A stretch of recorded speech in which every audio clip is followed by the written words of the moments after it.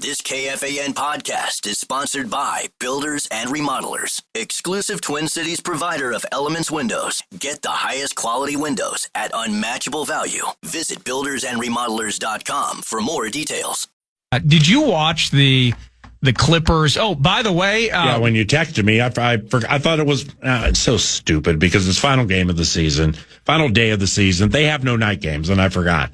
So until you texted me about Clip Joint and Warriors, yeah, I had forgotten that they were playing. So then I went to it, and Steph was doing his thing, man. It was. Steph Curry's one of the coolest players in the history of any sport at any level. It was ridiculous in some respects watching it yesterday. And Eastern Conference, I don't think there was a team that had anything to play for. I'm almost confident the entire slate. Wow. If you're an 8, et cetera. Yeah. That it was all set.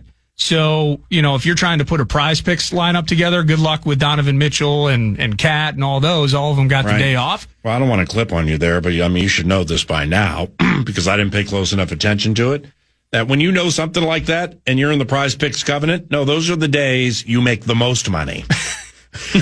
Because you're putting time in, and it takes time where you got to read, who the beat writers think are going to be out, and Quentin Grimes isn't going to play, so the Gerson Yobashibi, his minutes are going to be increased. I don't, I'm talking about, right? I totally do. The issue. That's how you crush, bruh. Well, I was thinking about it yesterday, but then I'm just cruising through box scores. Yeah, it was disease. And so I'm totally with you. When you can find an angle like that, then you want to push on it. Mm-hmm. Except, how did I know that Josh Okogie was going to lead the Hornets in scoring yesterday? There was some of that too, where G League guys that or 10-day contract guys trying to fill out the bit, and that's interesting for some of these teams send the season to a screeching halt. Yeah, I did not even think of that, man. It's difficult to prognosticate that.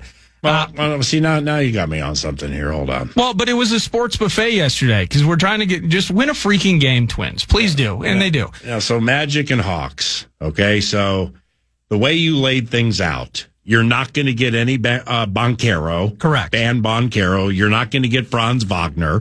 Okay, because I think they're in the play-in. And they are, yeah. It's Hawks at Orlando tomorrow. Okay, so these two teams are going to be this is juicy. Holy cow. Nothing. It may not bear any fruit like on a Sunday morning. Yeah. Which with, 3 young daughters, including, an infant. Yeah. I'm sure you get 45 straight minutes distraction free to do stuff like this all the time, right? Yeah. Yeah. Okay. Especially on a Sunday. But no Boncaro, no Franz Wagner. So now Atlanta, who are they going to sit? They're going to sit Trae Young. They'll sit Dyson Daniels. Those are their best 2 players. All right? So that means if you had Keaton Wallace. Ooh. Who the hell's Keaton Wallace? Okay? He went for 15 points, 15 assists, 11 rebounds, and 5 steals. I mean, Keaton Wallace on Prize Picks, his steals. He's a lineup all on his own. Had to be, it over a half steal plus 690. He's Keaton Wallace. He had 5 of them. So now you go to the others. Hey, you know what? So they're not going to use, Jalen Suggs is hurt. They're not going to play Wagner. They're not going to play Boncaro. So what's Anthony Black look like? 20 points. 10 rebounds, 3 steals. Yesterday it had to have been a prize pick bordello. You open the door, they line them up, you just take the cash. Now, in fairness, LFL trained. You knew that Davion Mitchell was going to get a good run with the Heat yesterday, or Jaime Jaquez, or now we're talking. Or my favorite, Haywood Highsmith. Highsmith. If I'm not looking at the box score. And yesterday interested me minimally, except for the how, trying to beat Utah and get out that play in. And by the way, Dane Moore hit us with something I didn't know, and I got pissed off for a second. Oh. If the Wolves had the way things shook out. Yeah. And you know what? In fairness, Golden State and Denver and the Lakers and everybody else can play this game too.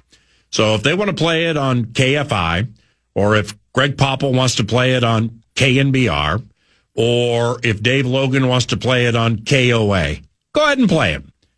We're playing it 9 to noon KFAN.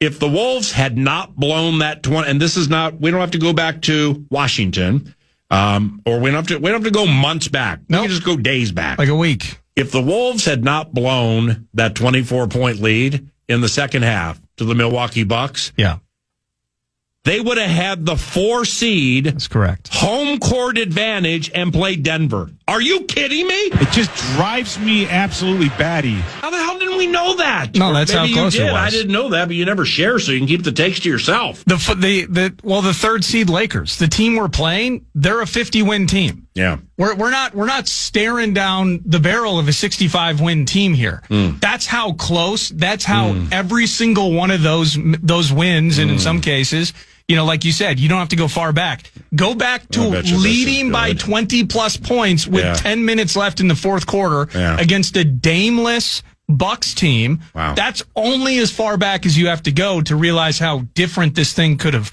changed. And by the way, even with that, so you're going into yesterday. Colby Jones on who's Colby Jones?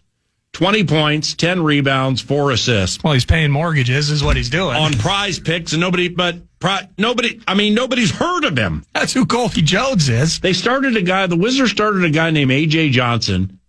They played him every minute of the game, 48 minutes.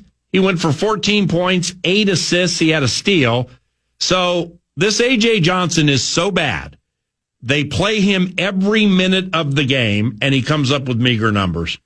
I mean, seriously, yesterday in the NBA, what a freaking farce. Yeah, Justin Champagne, Bub Carrington. Ooh, he played 48 minutes, A.J. Johnson. Haywood Highsmith actually scored 12 points.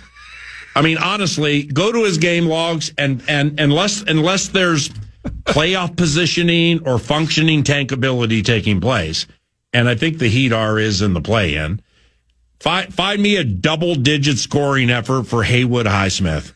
You got to go back a bit. I mean, it's yes. I'm really glad you brought that up because it just personifies in so many different ways. Oh, Haywood Highsmith had a double-digit game Friday against New Orleans, 10. Oh, he's on a heater. And then Wednesday, April 2nd, he had 10. Oh, you know what? All right, 3-2. Covenant cleanup provided by nobody. Haywood Highsmith's on fire. That's good to know into the play-in. Ooh, brick. Shot. And pout. How about brick and pout? Ooh. Brick. LeBron shot a brick. They pout. Yeah, see, you're better at this than me. We'll figure it out. Yankovic. If the Clippers lose yesterday, the Minnesota Timberwolves have that matchup with the Nuggets. Now, when we were texting about it, because I know it sounded like, and I didn't know this at the time, you had my home life. You were. Oh, go ahead. 3-2. Everything is good. Yeah. Everything is fine. Yeah. Deep breaths. My kitchen was the A.J. Johnson of kitchens. Cold cuts, though. 3-2. You were in the Rory meat grinder, which turned out to be a finish at the Masters. It was fun to watch. Mm-hmm. The Clipper, you said, we would prefer I said that I would prefer the Nuggets to the Lakers. I think in a lot of ways, most people would agree. However, you also noted that since they fired Mike Malone in Denver, and you go, Adelman. Yeah, David left me on red. Because it's too. I mean, how good were those conversations? The elite. We were playing Sweet Georgia Brown. When I was Adelman rolls in, bro. When I was in Denver, when Coley was a freshman or a sophomore in college, and I would do those shows from KOA. And the first one I did was, let's make it a Denver Covenant. Yeah. Let's have George Payton, general manager of the Broncos, joins us now. This guy joins us now. This guy, David Adelman, assistant for the Nuggets, joined the show. And so I texted him after they beat Sacramento, and I go, paraphrasing, because when he was here, I would chat with him all the time, man. He's super cool. Is weird circumstances, I understand, but congratulations on the victory. And hopefully many more to come for you as a head coach in the NBA. And it was the bit where it flipped over to red, fast. You read it. Never wrote back. Left me on red. Kicked me out of the chat. Brian Saunders is still there too. So they got they got a little bit of T-Wolves Covenant out there in Denver. Mm-hmm. you had mentioned that they were playing stronger. So the NBA playoffs, it does not reseed. So I don't know how far down the road you want to look, but there is an aspect. Beat the Lakers. That's the obvious part. Beat LA. Would you rather have to beat the Lakers and then it's going to be Houston and it's Memphis? I couldn't care less. See that you're in. It's Luka and LeBron and human nature with the refs who are chicken bleep when it comes to making calls against LeBron specifically and or Luka when the crowd is loud. And you've been with me a long time, man. I mean, 10-ish, coming up on 11 years. I am the last one who will put the focus on the referees into a game. Yeah. I'm not fixed game guy. I'm not, accusing people of purposely fixing games and committing felonies. But there's a human element. This is a fact of what I'm saying, and Con and I watch a lot of it, is referees, generally speaking, when the crowd is loud, no matter where it is, are afraid to make 50-50 calls against LeBron James. Yeah. In fact, they could be 60-40 LeBron foul, and they don't make them. They don't want to. They don't. Do they not want to deal with him? I'm not playing the Adam Silver via David Stern via Paul Tagliabue has laid out this edict. That market has to be in the NBA Finals.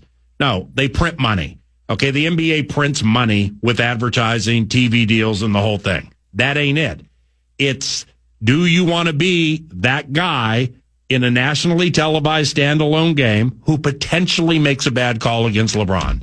It's just the track record shows nobody wants to potentially be that guy. Well, and I don't think, you picture the idea whether it's like the NBA draft is rigged and somebody's in the back room with Deloitte and Touche or KPMG and they're rigging the ping pong balls. At this stage, there doesn't have to be like a conspiracy email that goes out. Right. You know what I mean? It's become so ingrained as a star league, and you think about how this thing is set up, the amount of money that they are able to generate even overseas. We're about doing a NBA official scandal, by the way. We're about doing one. You think so? Well, no, I'm sarcastically, it's tongue in cheek. Not like a Tim Donaghy, no, but something before Donaghy. Maybe you don't remember this. It was the 90s, maybe. So let's see. I started here in 98, so it'd be early 2000s ish. A bunch of NBA referees were admonished, suspended, and or fined. Why? Because they were taking their comped coach seats on commercial 3-2. They were taking their NBA provided first class seats on commercial flights. Yeah.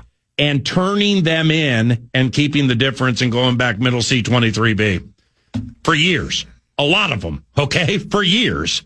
And then now that gets quiet. I'm actually okay with that. Right. Well, yeah, but you know what? If we're going to the combine and Emily squares away a first class seat and you're going to move back to 23B and pocket 350, you gonna feel good about that? Well, no. See what I'm saying? I get it. Even as I said it, I was just thinking like, okay, 3-2. So then the first class bit that's a big loud story. It's a thing. It's like, I don't know if people went to jail or not, but it was loud. Yeah. Go ahead and Google it. And then things get quiet for a little bit. Oh, well, this guy's fixing games. Donaghy. Yeah. So then that popped up. That's true. Well, then, now I guess it's been chill for a little while. But this is an unprovable situation, what I'm talking about. Yeah. Human nature of an individual afraid to eyeball immortality, HOF immortality, in a standalone National Basketball Association playoff game and call a foul. It's foul-la. We're talking foul-za. Yeah. Okay. And then, so what's the chain reaction from this? Coach gets frustrated. Coach gets T. Other team gets a point. Other team gets the ball. Now it's turned into 3. Oh, superstar player's pissed off. He gets a T. That's another point. It's a trickle down effect that just happens in LeBron James games. No, it's a good point. I will say this. The Lakers with LeBron have in the last 3-4 years, they've lost in the first round a couple times. So they're not impenetrable. That's a good point. In that regard. Just kind of put me in the box. So adding Luka to it and just how these things, and I know we're going to talk kind of, especially throughout the week in terms of more to, I need you to what add does up. Reeves mean? I need you to add up the fouls differential between the Lakers and every other team in the NBA since LeBron James has been there, but only in the fourth quarter. Go ahead and get your stat head off that on Basketball Reference. What if you got that text at 2:30 in the afternoon? I'm going to get my subscription's worth for Where's sure. the set list? No, I'm sorry, I forgot to send it, but I need you to do this. Well, let me just hit you at 8:53 with that monster. We're going to open with it. No, I'm with you on the human element 100%. I think it factors into this series. And so, but then bringing it kind of back to the hardwood in terms of the play itself. Yeah. This is kind of a juicy, fun matchup. Hell yeah. And from, your conversation. LeBron series are the bomb. Exactly. And who's defending who and, Jaden McDaniels, guys like that. Mm-hmm. Dane hit on Mike Conley. I mean, they're going to be, we know about Ant. We know about Randall. Randall facing a team he was drafted by. We'll get Vanderbilt versus his former team. Vanderbilt sucked Edwards into that technical that got him suspended for the Utah game, which the Wolves lost by 1. And I'm convinced of this. And if I'm JJ Redick, I do the same thing too. Guys, Jared, you know him better than anybody. You flew on planes with him. You rode on buses with him. You know what triggers Anthony Edwards. Let's get him thrown out of the game. He's 23, he's immature, and he can't control his temper. Yeah. Vanderbilt was on him from like second number 1, trying to goad him into things. Here, anti, and Edwards took the cheese, and he got suspended. I'm kind of glad with those texts resetting. I mean, even though it was rescinded, just little moments like that. Let's see how Ant, once the chips are down and the series starts. Even though the technical from the previous game was rescinded, he was not suspended for yesterday's game. Yeah. Like, how's he going to handle himself in those moments? And at times when he was being doubled last playoffs, and we talked about how Dallas handled him at times, and how he was, he had to mature in terms of learning how to fight through those, get himself open. A-class example would be what Steph Curry was doing late in yesterday's game. I mean, the dude's, 35. He's got a bum finger, the whole thing. Jimmy Butler's proving to be an L on that team, but anyway. A little bit. Yeah, he's getting to be a little L-ish. No, it's with his pouting. He's not getting the ball enough. Dude, I think it's a problem for them right now. But Draymond Green yelled at him during the game. Steph sprinting circles around the half court, just trying to get one shot with 3 seconds left on the shot clock. Yeah, he's a baby. And then it's just splashing down. He turns around. He knows he made it before it even touches the net. Shoulder shake. He thought it was over when they were up 4 or 5. Yeah. He's one of the most likable and coolest players in the history of all sports, Steph Curry. So the playoffs are here. It's going to be a blast, man. Oh, wow. Looking at the ESPN ticker while in the 651 Carpets Plus studios, the New Orleans Pelicans have fired their general manager. Like, that's going to help. When we return, we have a little bit more on the Lakers and the Timberwolves, something yours truly crafted this morning. And we have some big NFL Vikings draft party related news we would like to share on the Fan. The Fan, along with BigDeck.com, want to give you a chance to put $1,000 in your hand with the National Cash Contest. Use the keyword bank at KFAN.com. KFAN.com. The keyword is bank. Your chance to win $1,000. So what do we think about this first round pairing for the Hal? Yes, we discussed a couple of these things last segment, tangential as it was, but that's what we do. We preferred Denver, didn't get it, so we have to move on. Now, dealer's choice tomorrow with the old talkbacks at the free iHeartRadio app, okay? It's a con creation. We feel we implemented and executed the game plan beautifully. The one time we did it as your sports audio leader in the entire upper Midwest, but then we got clipped with guests and stuff like that, and we didn't do it.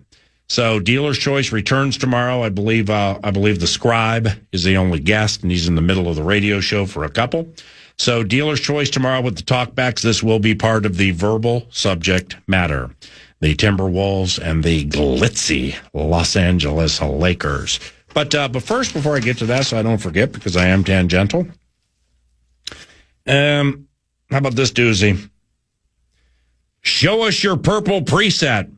It's a social media contest for Vikings draft party tickets. Got to hook up Nick Madden here, all right? We don't have to. We choose to. Yes. Show us your purple preset. It's a social media contest for Vikings draft party tickets. Please listen closely. Take a screenshot of KFAN as the preset on your iHeartRadio app. Post the screenshot on your social media channel. Channel or channels. Tag at KFAN1003 and use hashtag KFAN purple preset. Winners will be drawn daily, and then we will see you at the Roar for 24 at U.S. Bank Stadium. KFAN.com, assumedly, to learn more about that. Back to the lesson at hand. Is it a cinch, the Timberwolves? I mean, just start thinking about this for the Dealer's Choice Talkbacks tomorrow. Is it a cinch that the Timberwolves will not get those 50-50 calls due to the cachet of LeBron James and Luka Doncic? Or is it just something... I mean, when Finch joins this week, I'm not sure of the Finchy day yet, but it will happen. I'm going to bring this up to him, but maybe not as direct, because I know Finchy's going to talk to this about his team. Yeah, I know that to be fact, but I don't know how he's going to talk, because coaches don't want it to be an overriding bit, because then the kids get all brain muddled. So how do we put fouls on them and reverse the freak out factor? How do the Timberwolves put fouls on them, and let's just reverse the old freak out factor? Because Dane Moore touched on it a little bit earlier. They don't have a player who can guard Anthony Edwards. They just don't. So J.J. Redick's smart. He's new to coaching. Finch had him when Chris was an assistant for the Nolans Pelicans. So Chris knows J.J. quite well, and J.J. obviously knows Chris quite well. But there's just no way does J.J. Redick let Anthony Edwards wreck this series. Right. So that's going to be a double. And Dane Moore was playing so fast today. At Dane Moore NBA via Twitter. He has a podcast that I'll watch. And his NBA takes, man, just for my taste, were just so on point on a Monday for a series that starts on a Saturday. But he's like, Edwards' best shot has become the walk-up three. Where he starts crossing over with the ball. He's jab stepping a little bit, but he just kind of walks up to a three and bam, because you don't want to get posterized off the dribble. So you back up a little bit and he hits the three. And he led the NBA in the most threes made this season. So Redick ain't having any of that. It's when we start watching this series, 7:30 Central, or listen to it on KFAN, depending on if the hockey team's playing or not, I would imagine. But let's see how violently and quickly Redick and the Lakers double Anthony Edwards. Because, again, they don't have a player who can guard Ant. They just don't.